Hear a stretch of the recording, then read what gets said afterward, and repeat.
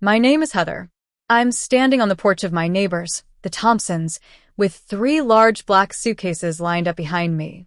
It's a Saturday, and the air is thick with tension. The door swings open, and there stands Lisa Thompson in a silk robe, her face a mask of shock as she takes in the sight of me and the suitcases. Just a short while ago, as I drove up, I felt a mix of determination and a strange kind of calm. The neighborhood that once felt like a haven now seems like a prison of lies. I remember pulling up, seeing the curtains of Lisa's house swaying gently in the breeze, and sending a quick text to Mrs. Jenkins, the kind-hearted elderly neighbor, to confirm that Mark Thompson had left for his work event. It all started when I was promoted at my job as the chief marketing strategist for a tech startup in Austin. My husband, Ryan, and I decided to move to the charming suburban neighborhood of Oakwood last year. Oakwood was the picture-perfect community, with tree-lined streets and well-kept lawns. It seemed like the ideal place to start a new chapter in our lives. Across the street lived the Thompsons. Lisa was a fashion designer, always dressed in trendy outfits, and Mark was a high-end car salesman with a charismatic smile. They welcomed us with a bottle of champagne and a box of chocolates on our first day. I thought they were the perfect neighbors, but little did I know they were hiding a dark secret. My marriage to Ryan had always seemed like a dream. We were both successful professionals, living in a beautiful 2-story house. We spent weekends gardening and had a monthly date night at our favorite French restaurant. I trusted Ryan completely. I never questioned his late nights at work or his sudden business trips.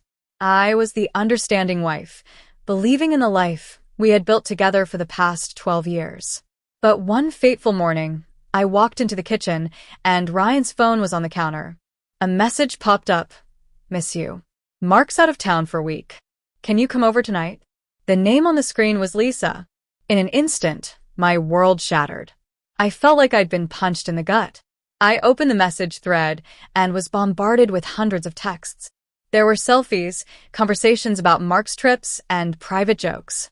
One message from a few weeks ago read, "Your pillow still smells like me." Heather didn't even notice.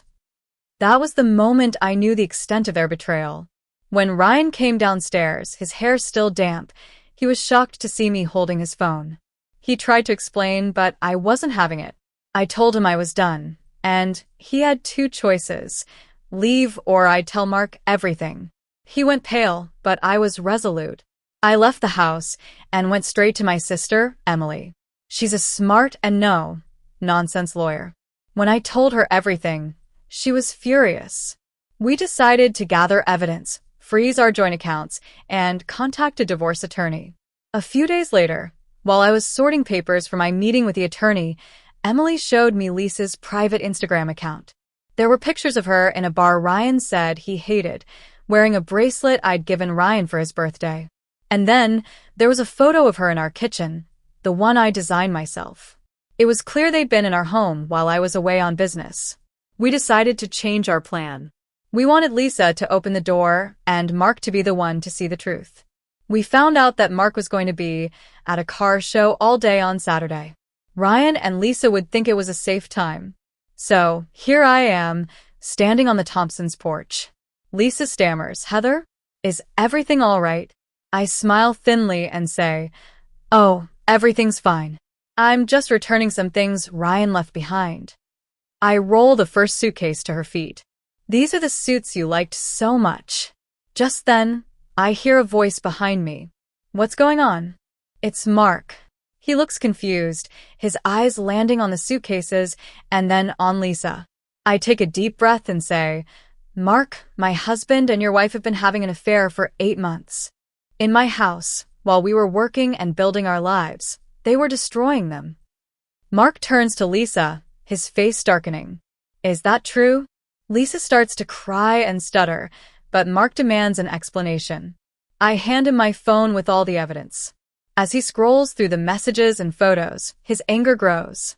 Just as things are reaching a boiling point, Ryan arrives. His face goes white when he sees me. He pleads with me to talk in private, but I'm not interested. I tell Mark about all the details of their affair, and Mark is enraged. He tells Lisa she has to leave the house by tomorrow. The neighbors start to gather, and the gossip spreads like wildfire. Ryan begs me to come home, but I'm firm. I've frozen the accounts, and the divorce papers will be filed soon. I turn to Emily and say, "Let's go. It's cold enough here already." After the legal separation papers were delivered to Ryan's attorney, I kept the house. I didn't want to give up what I'd worked so hard for. Ryan moved into an apartment on the other side of the city. I stopped caring about his life. Mark sold their old house and rented a smaller one in the neighborhood. One day, as I was watering my plants, he came by and apologized. I thanked him for facing the truth. Ryan started sending me emails and flowers, but I ignored them. I didn't need his apologies. I was focused on rebuilding my life. One day, Mark sent me a message asking if I wanted to go on a road trip to a quiet place in New Mexico. I thought about it and decided to say yes. The trip was peaceful. We stopped at a diner on the way, and he told me stories from his past. When we returned to Austin, I felt like a new person. I'd changed the decor of my house, getting rid of everything that reminded me of Ryan. I no longer saw the past as a wound, but as a lesson. I was ready to embrace the future, knowing that I was stronger than I'd ever thought.